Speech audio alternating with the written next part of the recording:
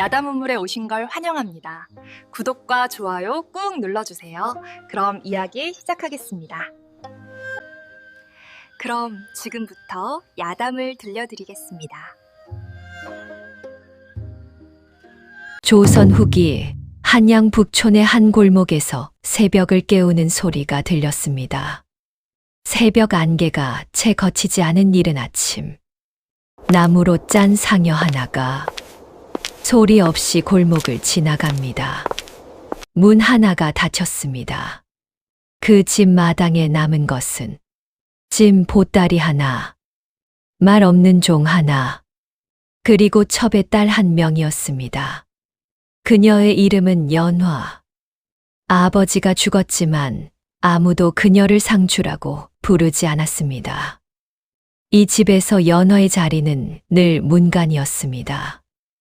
안으로도 밖으로도 완전히 들어갈 수 없는 자리 말입니다. 상가가 끝나고 상속을 나누는 날이 왔습니다. 사랑채 대청마루 위에는 본부인의 자식들과 일가 어른들이 앉아 있었고, 연화는 마루 아래 마당에 서 있었습니다. 논과 밭이 먼저 나뉘고 가옥과 살림이 정해졌습니다. 장부의 마지막 장이 넘어갈 즈음 일가의 맏어른이 처음으로 연화의 이름을 불렀습니다. 연화, 너에게도 한 몫 남겨두었다. 연화는 고개를 들었습니다. 그리고 이어진 말은 이 집 안의 공기를 바꾸었습니다. 저기 서 있는 종 하나를 주마. 마당 한쪽 고개를 숙인 채 서 있던 종이, 그의 이름은 석이었습니다. 문이 하나 닫혔습니다. 사람 하나가 이제 떠난 자리였습니다. 이 집엔 우리 그 둘만 집 마당에 남았어. 남은 것은 짐 보따리 하나와 말 없는 종 하나, 그리고 집엔 첩의 딸 우리 한 둘만 명이었습니다.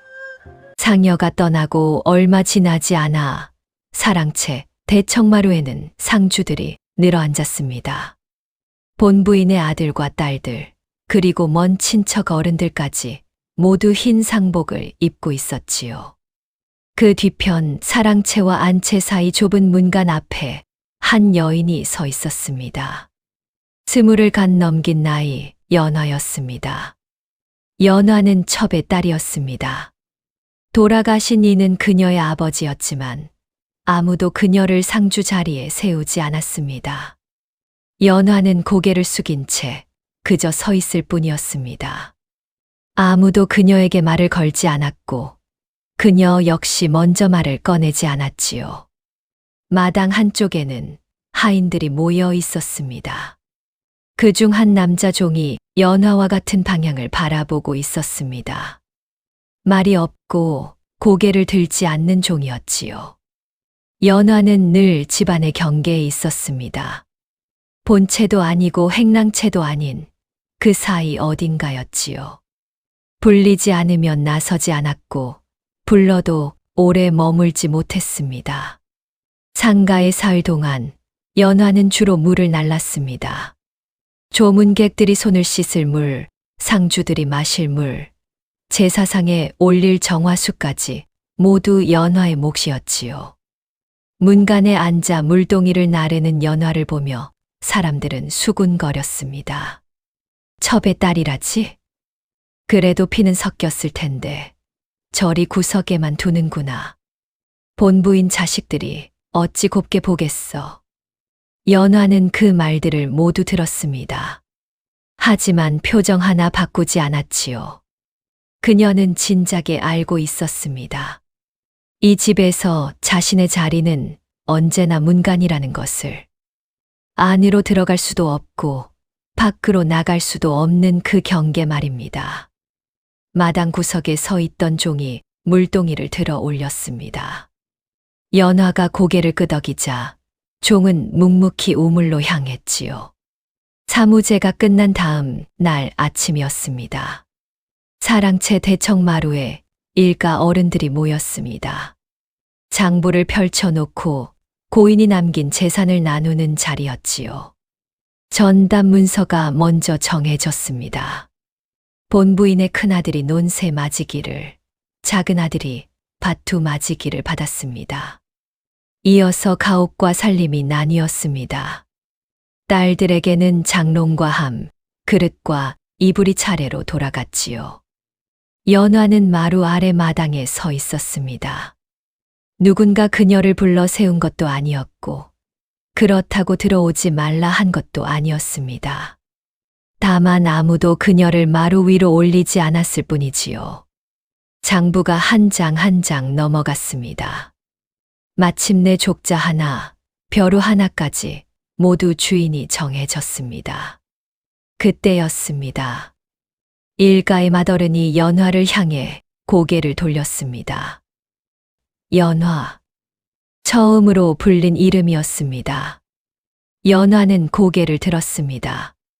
맏어른은 장부 끝을 손가락으로 짚으며 말했지요. 너에게도 한 몫 남겨두었다. 사람들의 시선이 일제히 연화에게로 쏠렸습니다. 맏어른이 마당 쪽으로 고개를 돌렸습니다. 저기 서 있는 종 하나를 주마. 사람들의 시선이 마당 한쪽으로 향했습니다. 거기 남자 종 하나가 서 있었습니다. 나이는 30 안팎으로 보였지요. 키는 보통이었고 얼굴에는 특별한 점이 없었습니다. 다만 한 가지, 그는 늘 고개를 숙이고 있었습니다. 맏어른이 손짓하자 종이 천천히 앞으로 나왔습니다. 여전히 고개를 들지 않은 채였지요. 이놈 이름이 뭐였더냐? 옆에 앉은 이가 대답했습니다. 석이라 합니다. 그래, 석이. 이놈은 말수가 적고 시키는 일만 하는 놈이다. 농사일은 못하지만 심부름은 잘하지. 맏어른은 연화를 보며 말을 이었습니다. 첩의 딸이 혼자 살아가려면 사내 하나쯤은 있어야 하지 않겠느냐. 이놈이나 데려가거라. 연화는 아무 말도 하지 않았습니다. 석이라 불린 종도 고개를 들지 않았습니다. 그 순간 마루 위에서 낮은 웃음이 터져 나왔습니다. 본부인의 작은 아들이었습니다. 종 하나로 뭘 하겠습니까?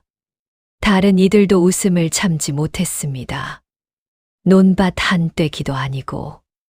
그래도 사람은 사람 아니냐. 말 한마디 없는 놈이 무슨 소용인지. 연화는 여전히 말이 없었습니다. 석 역시 고개를 숙인 채 움직이지 않았지요. 웃음은 쉽게 그치지 않았습니다. 첩의 딸이 종 하나 받아서 뭘 하겠냐. 저 종이 밥이라도 지어주나.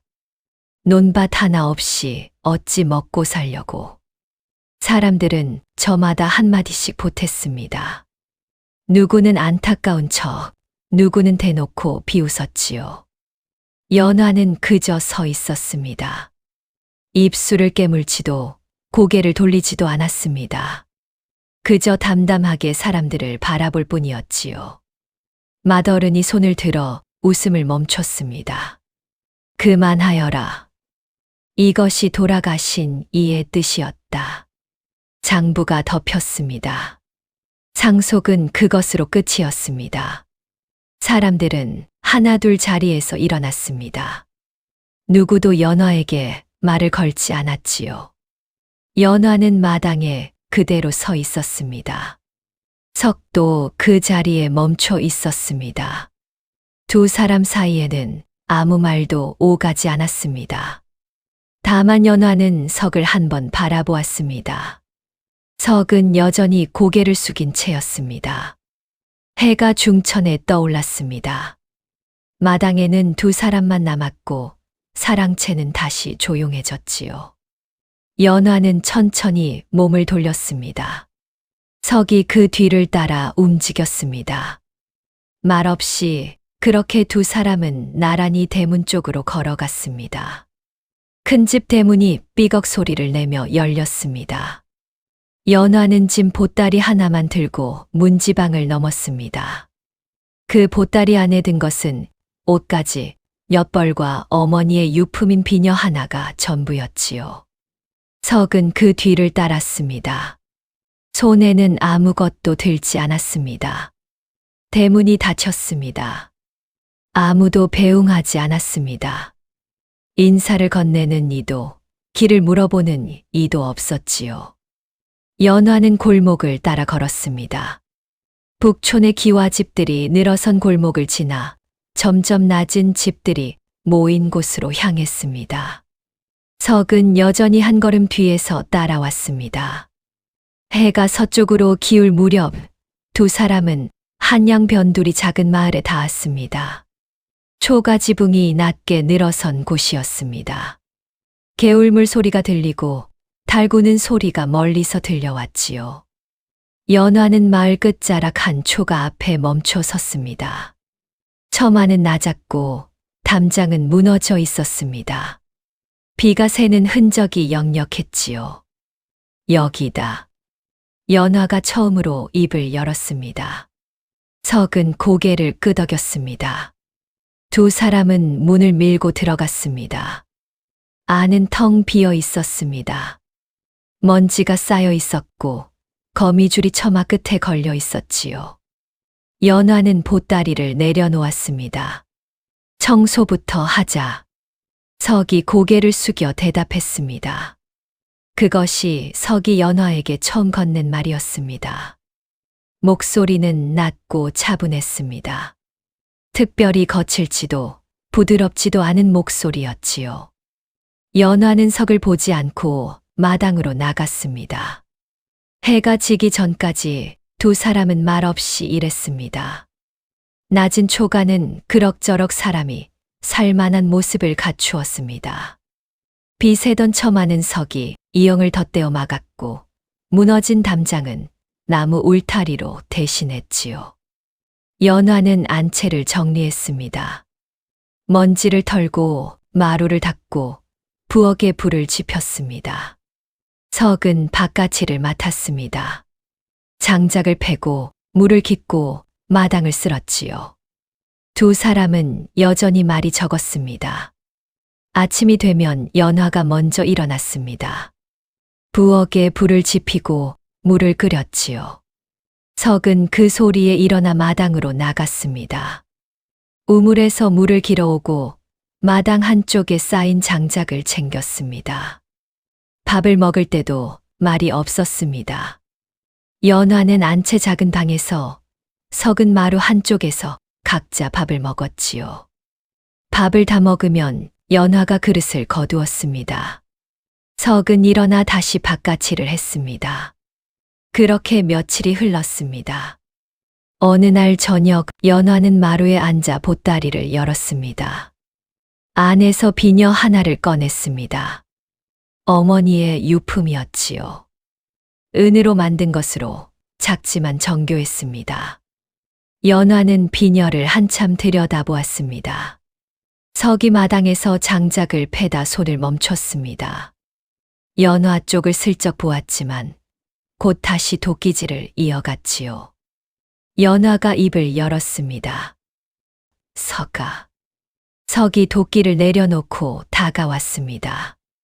예, 나으리. 내일 저자에 나가 이것을 팔아라. 연화가 비녀를 내밀었습니다. 석은 받지 않았습니다. 잠시 멈칫했지요. 팔아도 되겠습니까? 연화가 고개를 끄덕였습니다. 먹고 살아야지. 석이 조심스레 비녀를 받았습니다. 알겠습니다. 연화는 다시 방으로 들어갔습니다. 석은 비녀를 품에 넣고 다시 장작을 패기 시작했습니다.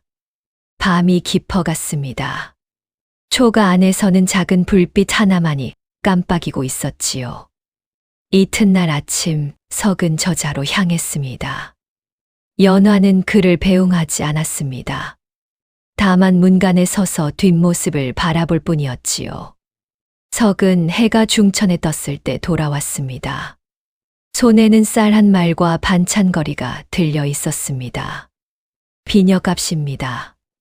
석이 품에서 무명 보자기에 싼 돈을 꺼냈습니다. 연화는 받지 않았습니다. 내가 가지고 있어라. 필요할 때 쓰도록. 석은 잠시 망설이다 다시 품에 넣었습니다. 알겠습니다. 그날부터 석은 사흘에 한 번씩 저자에 나갔습니다. 처음에는 심부름이었습니다. 쌀을 사고 반찬거리를 구하고 기름을 사 오는 일이었지요. 연화는 석에게 무엇을 사 오라고 일일이 말하지 않았습니다. 저자에 다녀와라. 그 한마디면 충분했습니다. 석은 고개를 끄덕이고 나갔습니다. 그리고 돌아올 때는 늘 필요한 것들을 빠짐없이 챙겨왔지요. 연화는 그 모습을 유심히 지켜보았습니다. 석은 말이 없었지만 눈치가 빨랐습니다. 쌀독이 비면 쌀을 사왔고 기름이 떨어지면 기름을 챙겼습니다. 장작이 모자라면 장작을, 소금이 바닥나면 소금을 빠뜨리지 않았지요. 한 달이 지났습니다. 연화는 어느 날 석을 불렀습니다. 석아, 이리 와봐라. 석이 마루 아래로 다가왔습니다. 연화는 장부 하나를 펼쳤습니다. 앞으로 저자에서 사고 파는 것을 이 장부에 적어라. 석은 고개를 끄덕였습니다. 예. 그를 아느냐?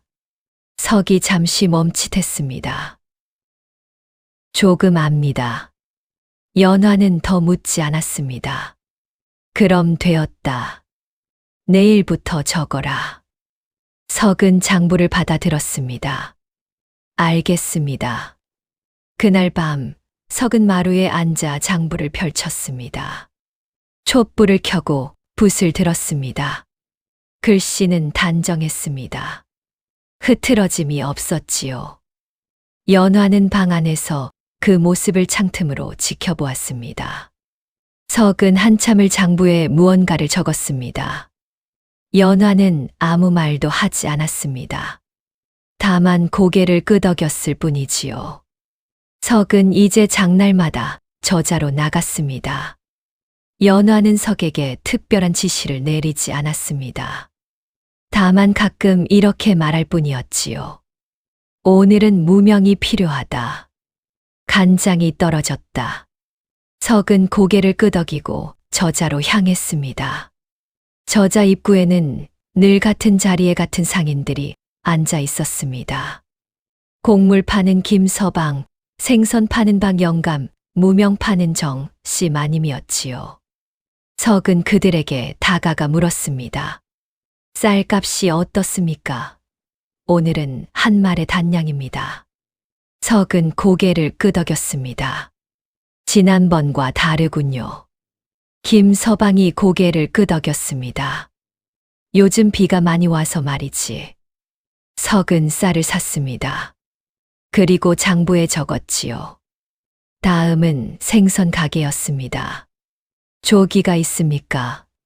오늘은 없고 민어가 있네. 얼마입니까? 한 마리에 2냥. 석은 잠시 멈칫했습니다. 그럼 이걸로 주십시오. 민어를 사고 장부에 적었습니다. 마지막은 무명 가게였습니다. 무명 한 필 주십시오. 정씨 마님이 무명을 펼쳤습니다. 이것이 좋은 것일세. 단양이야. 석은 무명을 만져보았습니다. 고개를 끄덕이고 값을 치렀지요. 그리고 돌아가는 길에 또 장부에 적었습니다. 저자 사람들은 석을 기억하기 시작했습니다. 이름을 알지는 못했습니다. 다만 그 집종으로 불렀지요.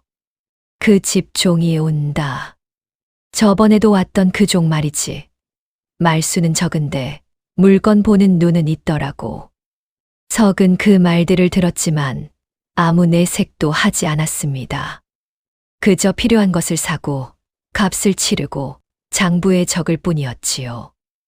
연화는 석이 돌아오면 장부를 펼쳐보았습니다.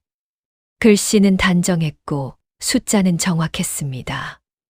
연화는 고개를 끄덕였습니다. 수고했다. 석은 고개를 숙였습니다. 아닙니다. 그렇게 또 한 달이 흘렀습니다. 석 달이 지났습니다. 저자 사람들은 이제 석을 보면 먼저 고개를 끄덕였습니다.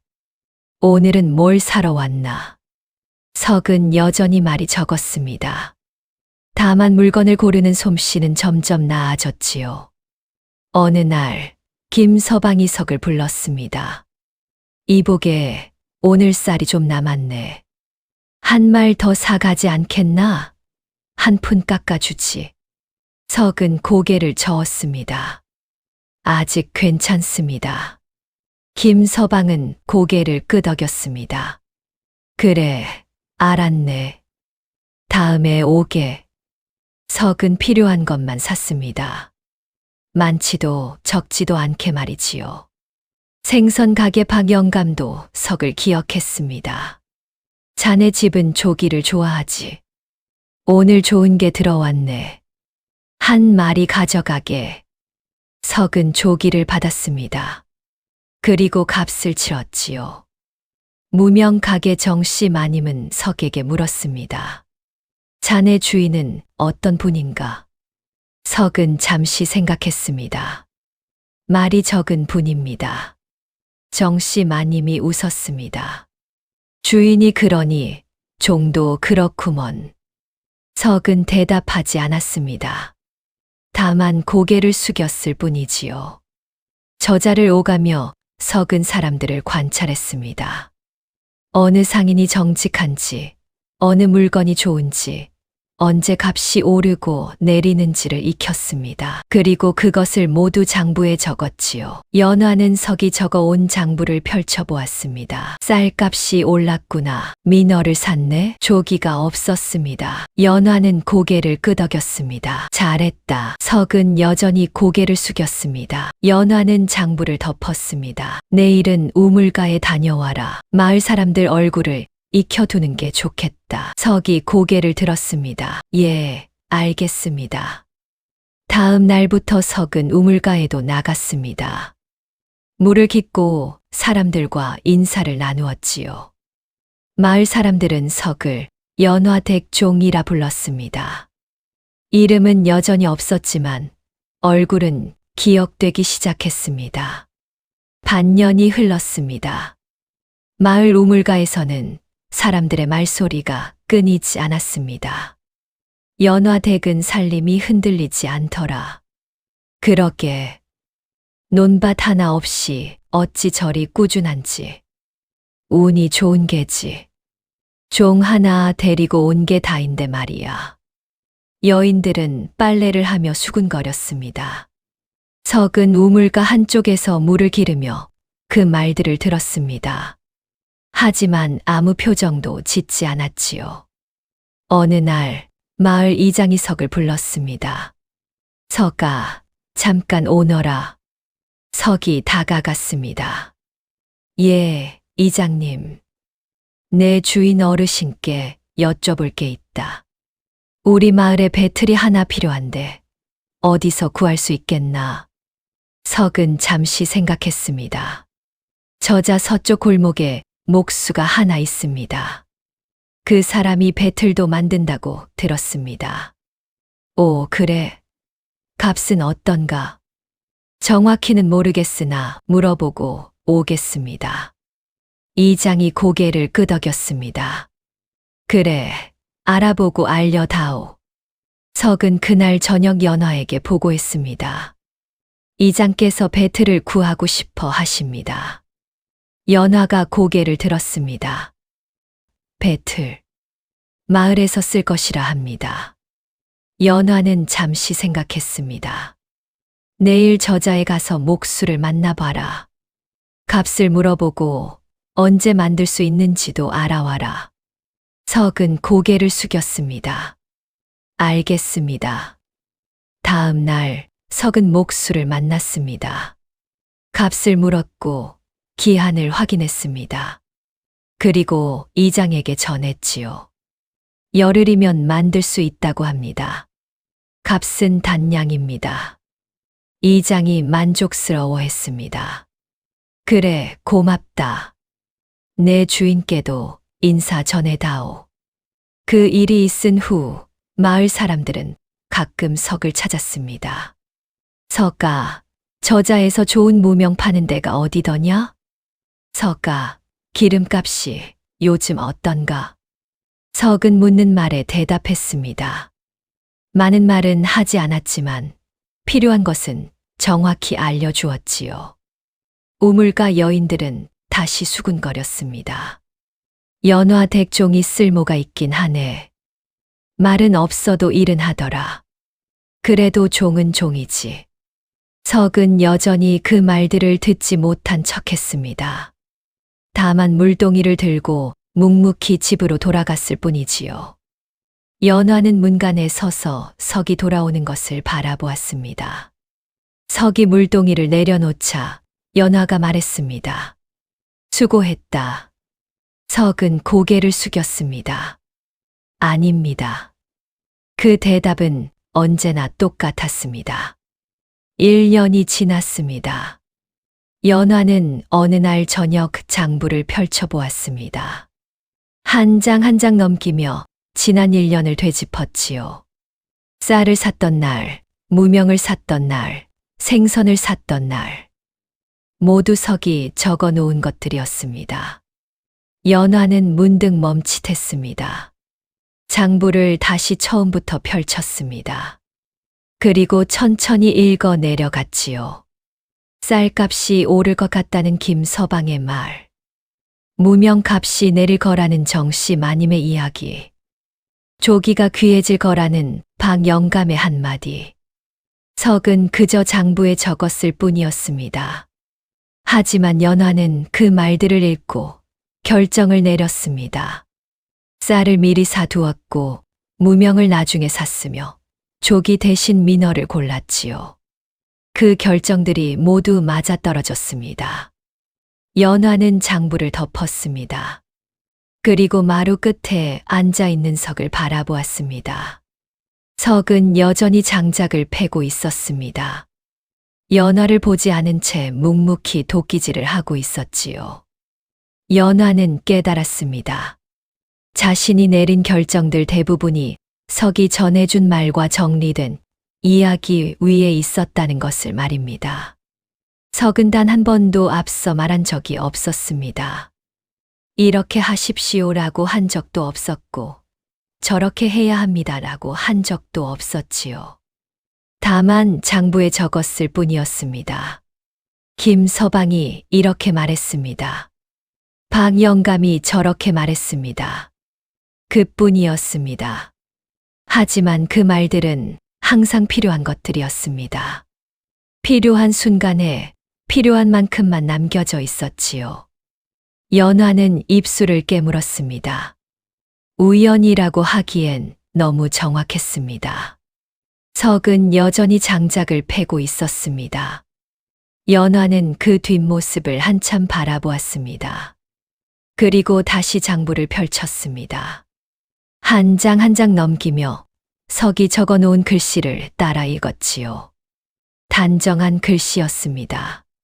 흐트러짐이 없었고 빠뜨림도 없었습니다. 연화는 장부를 덮었습니다.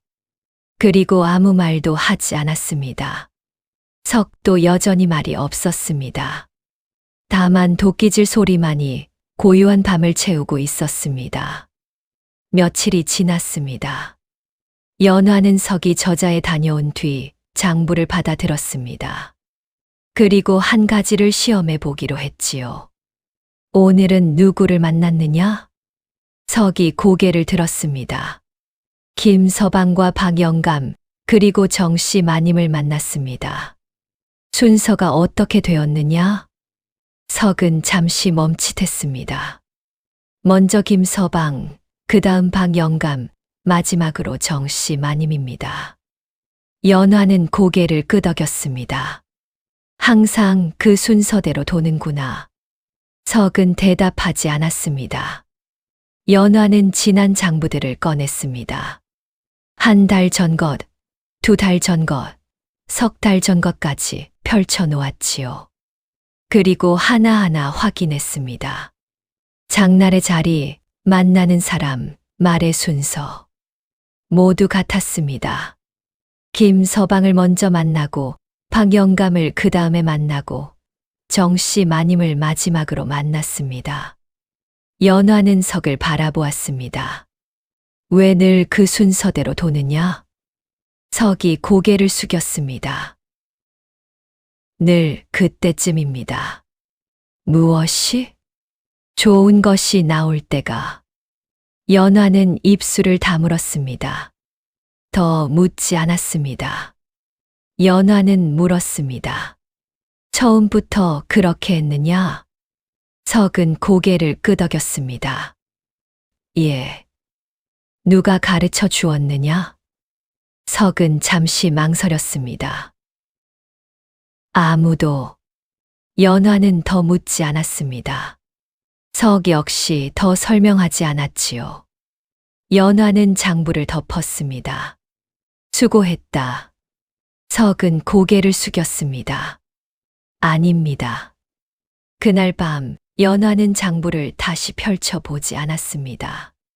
다만 창밖을 바라보며 오래 앉아 있었지요. 석은 마루에서 장작을 패고 있었습니다. 두 사람 사이에는 여전히 말이 없었습니다. 또 한 해가 지났습니다. 마을 사람들은 이제 연화에게 직접 오지 않았습니다. 대신 석을 먼저 찾았지요. 석아, 이번 장날에 좋은 무명이 나온다던데 사실이냐? 석아, 쌀값이 또 오를 거라는 소문이 있던데. 석은 여전히 말이 적었습니다. 그런 것 같습니다. 아직 모르겠습니다. 알아보겠습니다. 그뿐이었습니다. 하지만 사람들은 석의 대답을 기다렸습니다. 석이 그런 것 같습니다라고 하면 믿었고, 아직 모르겠습니다라고 하면 기다렸지요. 어느 날 마을 이장이 석을 불렀습니다. 석아, 우리 마을에서 곡식을 모아 한양에 팔려고 하는데 지금이 적기겠느냐? 석은 잠시 생각했습니다. 보름쯤 기다리시는 게 좋겠습니다. 이장은 잠시 말이 없었습니다. 그리고 고개를 끄덕였습니다. 보름을 기다렸지요. 그리고 곡식을 팔러 한양에 갔습니다. 값은 석의 말대로 올라 있었습니다. 이장은 돌아와 석에게 말했습니다. 고맙네.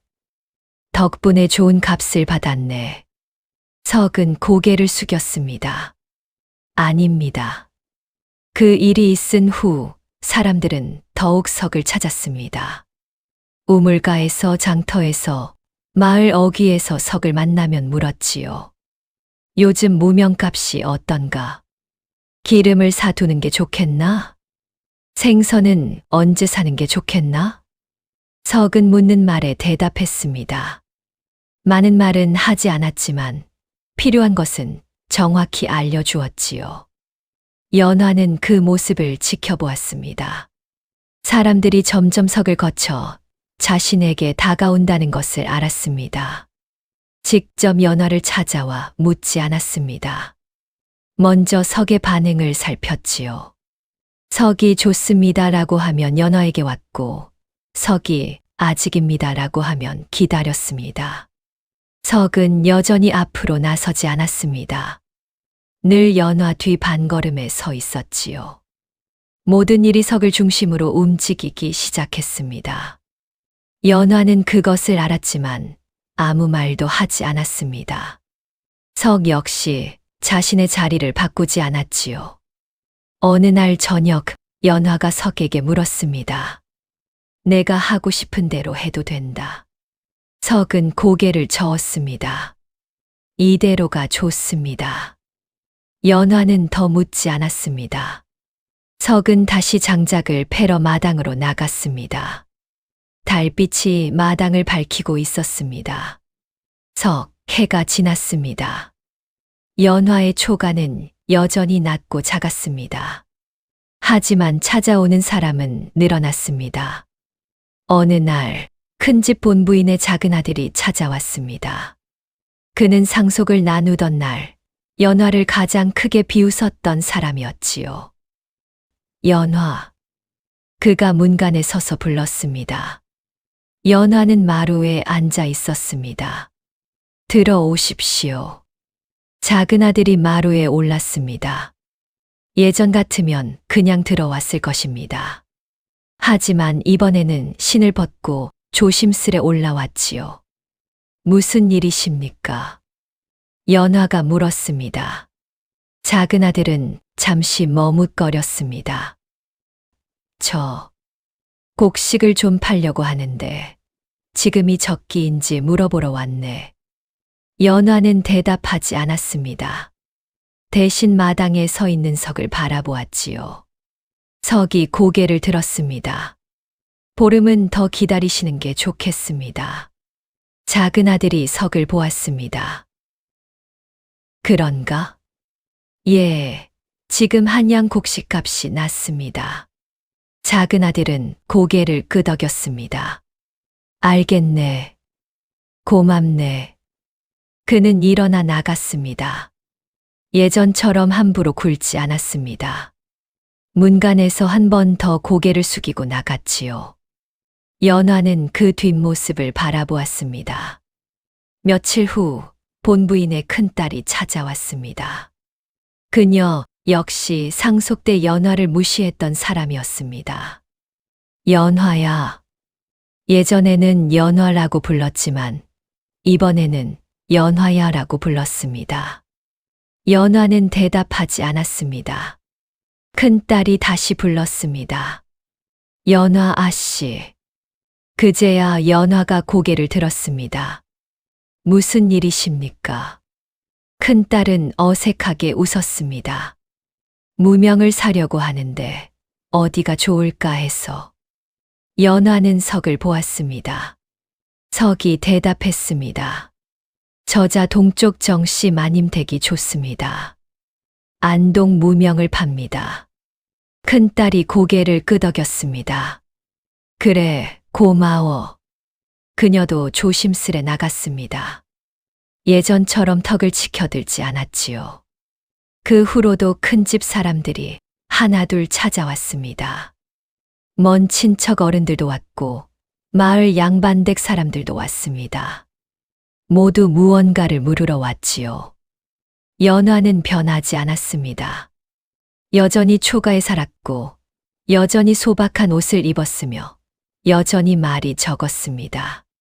하지만 세상의 태도는 바뀌었습니다. 사람들은 연화를 함부로 대하지 않았습니다. 문간에서 신을 벗었고 말을 조심스레 건넸으며 나갈 때는 고개를 숙였지요.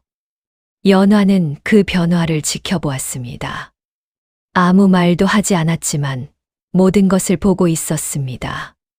석은 여전히 마당에서 일했습니다. 장작을 패고 물을 깃고 마당을 쓸었지요. 사람들이 와도 앞으로 나서지 않았습니다. 다만 필요할 때만 고개를 들어 대답했을 뿐입니다. 그의 자리는 여전히 연화 뒤 반걸음이었습니다. 마을 사람들은 이제 알고 있었습니다. 연화의 집안이 흔들리지 않는 이유를 말이지요. 우물가에서 여인들이 속삭였습니다. 연화 댁이 잘 사는 건 그 종 덕분이지. 말은 없어도 일은 제대로 하더라고. 저자 사람들도 다들 그 종을 믿는다던데. 하지만 아무도 그것을 크게 말하지 않았습니다. 입 밖에 내는 순간 무언가 깨질 것 같았기 때문이지요. 석의 이름은 여전히 불리지 않았습니다. 사람들은 그를 연화댁 종 또는 그 종이라 불렀습니다. 석도 자신을 내세우지 않았지요. 어느 날 저자에서 일이 벌어졌습니다. 한양에서 온 상인이 곡식값을 속이려 했습니다. 마을 사람들은 속을 뻔했지요. 그때 석이 나섰습니다. 그 값은 잘못되었습니다. 상인이 석을 보았습니다. 내가 뭘 안다고 그러느냐? 석은 차분히 말했습니다. 한양 시전 곡식값은 한 말에 6냥입니다. 상인이 당황했습니다. 내가 어찌 한양 값을 아느냐? 석은 대답하지 않았습니다. 마을 사람들은 석의 말을 믿었습니다. 상인은 결국 제 값을 주고 곡식을 샀지요. 그 일이 있은 후 저자 사람들은 석을 더욱 신뢰했습니다. 저 종이 말하면 틀림없어. 한양값까지 꿰고 있더라고. 하지만 석은 여전히 앞에 서지 않았습니다. 일이 끝나면 조용히 뒤로 물러섰지요. 연화는 그 이야기를 전해 들었습니다. 수고했다. 석은 고개를 숙였습니다. 아닙니다. 연화는 석을 바라보았습니다. 내가 원한다면 앞에 설 수 있다. 석은 고개를 저었습니다. 이 자리가 좋습니다. 연화는 더 묻지 않았습니다. 석도 더 설명하지 않았지요. 사람들은 그렇게 여기기 시작했습니다. 저자의 소식도 한양의 값도 마을의 일도 모두 석을 통해 흘렀습니다. 하지만 석은 결코 중심에 서지 않았습니다. 늘 연화 뒤 반걸음에 있었지요. 그것이 그의 자리였고 그가 선택한 위치였습니다. 어느 날 저녁 연화가 석에게 물었습니다. 후회하지 않느냐? 석은 고개를 들었습니다. 무엇을 말씀하십니까? 내 자리 말이다. 석은 조용히 웃었습니다. 처음으로 보는 미소였습니다. 이곳이 제 자리입니다. 연화는 더 묻지 않았습니다. 석도 더 말하지 않았지요.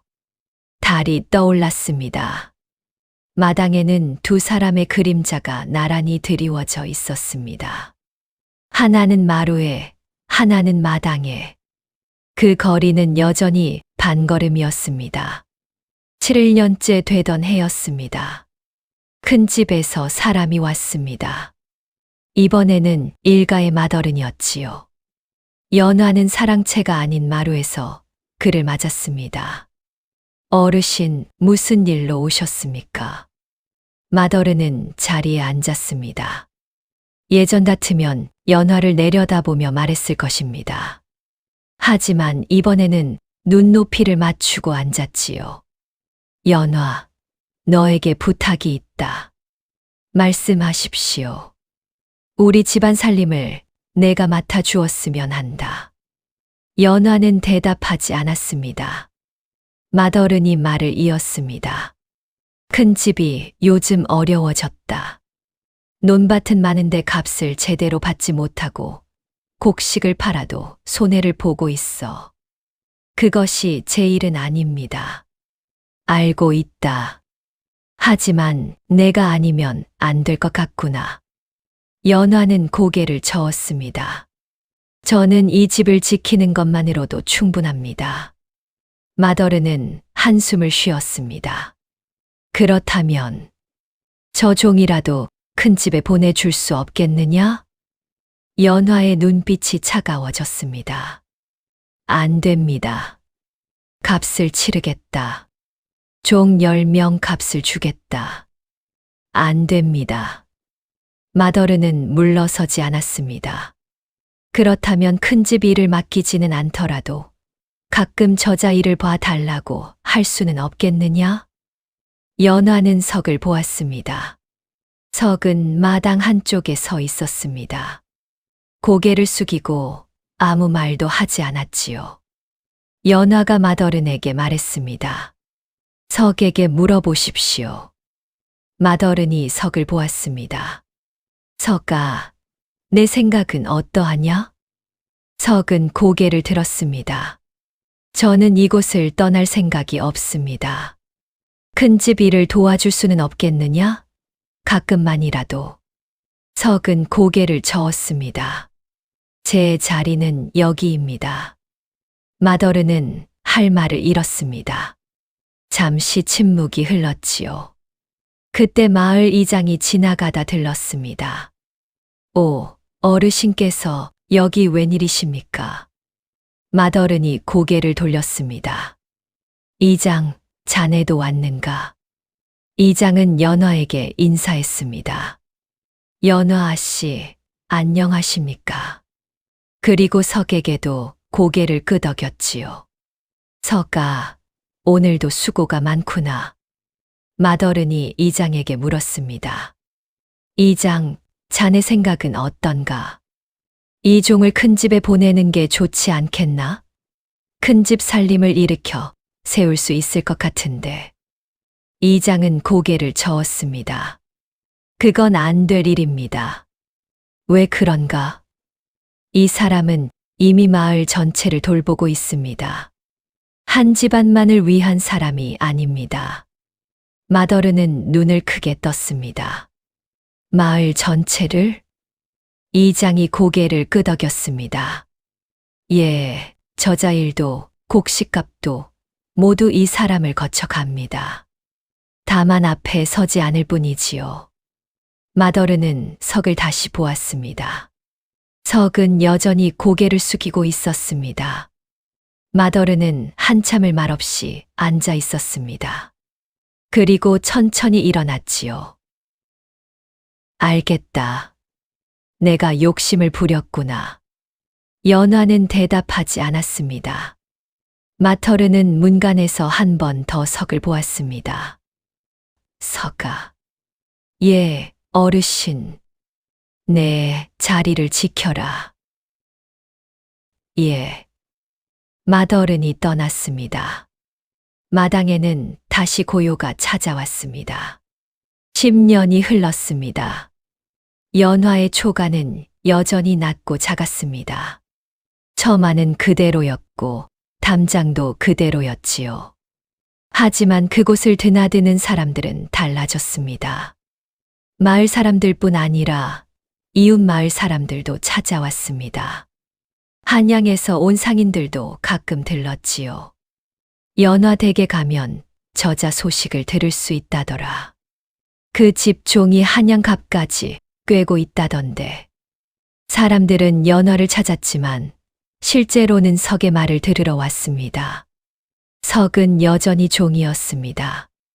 양인이 되지도 이름을 얻지도 않았지요. 다만 사람들은 이제 석이라고 불렀습니다. 그 종 대신 석으로 말입니다. 어느 날 저자에서 큰 다툼이 벌어졌습니다.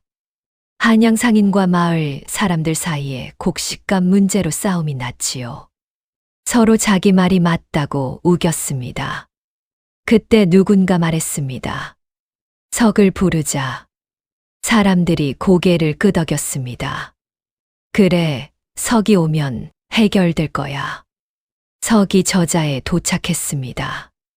양쪽의 말을 들었고 장부를 확인했습니다. 그리고 조용히 말했지요. 이번 달 한양 시전 곡식값은 한 말에 7냥입니다. 하지만 요즘 비가 많아 다음 달에는 8냥까지 오를 것입니다. 한양 상인이 물었습니다. 그걸 어찌 아시오? 저자에서 듣고 한양 오가는 사람들에게 물었습니다. 상인은 더 따지지 않았습니다. 마을 사람들도 고개를 끄덕였지요. 석이 말하면 틀림없어. 다툼은 그렇게 끝났습니다.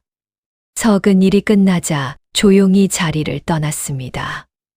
앞에 남아있지 않았지요. 연화는 그 이야기를 전해 들었습니다. 석이 돌아오자 물었습니다. 힘들지 않느냐? 석은 고개를 저었습니다. 아닙니다. 사람들이 너를 너무 많이 찾는다. 석은 잠시 생각했습니다. 필요한 일이라면 괜찮습니다. 연화는 고개를 끄덕였습니다. 석은 여전히 종이었습니다. 연화 역시 큰 이름을 얻지 않았습니다. 첩의 딸로 태어나 종 하나만 받은 여인으로 남았지요. 하지만 모든 결정은 자연스럽게 그들을 거쳐갔습니다. 저자의 값도, 마을의 일도, 이웃 마을과의 거래도 모두 이 작은 초가를 거쳐 흘렀습니다. 아무도 이상하게 여기지 않았습니다. 그것이 당연한 것처럼 받아들여졌지요. 어느 날 저녁, 연화와 석은 마루에 나란히 앉았습니다. 달이 밝았고 바람이 선선했습니다. 연화가 말했습니다. 우리 참 멀리 왔구나. 석은 고개를 끄덕였습니다. 예. 처음 이 집에 왔을 때가 생각나느냐? 예, 기억합니다. 그때와 지금 무엇이 달라졌느냐? 석은 한참을 생각했습니다. 그리고 조용히 말했지요. 자리는 그대로인데 보는 눈이 달라졌습니다. 연화는 웃었습니다. 그래, 맞는 말이다. 두 사람은 말없이 달을 바라보았습니다. 마당에는 두 사람의 그림자가 나란히 드리워져 있었습니다. 여전히 반걸음 거리였지만 그 거리는 이제 자연스러웠습니다. 멀지도 가깝지도 않은 딱 맞는 거리였지요. 훗날 사람들은 이 이야기를 전했습니다. 옛날에 첩의 딸이 종 하나를 상속받았다네. 사람들은 비웃었지. 하지만 그 선택이 사람 하나를 만들었다네. 아니, 두 사람을 만들었지. 이야기는 마을에서 마을로 퍼져 나갔습니다. 한양까지, 그리고 더 먼 곳까지 전해졌지요. 사람들은 물었습니다. 연화는 왜 하필 그 종을 선택했을까? 석은 왜 앞에 서지 않았을까? 하지만 아무도 정확한 답을 알지 못했습니다. 연화는 끝내 말하지 않았기 때문입니다. 그 이야기는 조용히 오래도록 전해졌습니다. 겨울 화롯가에서, 여름 마루에서 말이지요. 다음 영상을 빠르게 만나보시려면 좋아요와 구독을 눌러주세요. 그럼 더 재미있는 영상으로 찾아뵙겠습니다.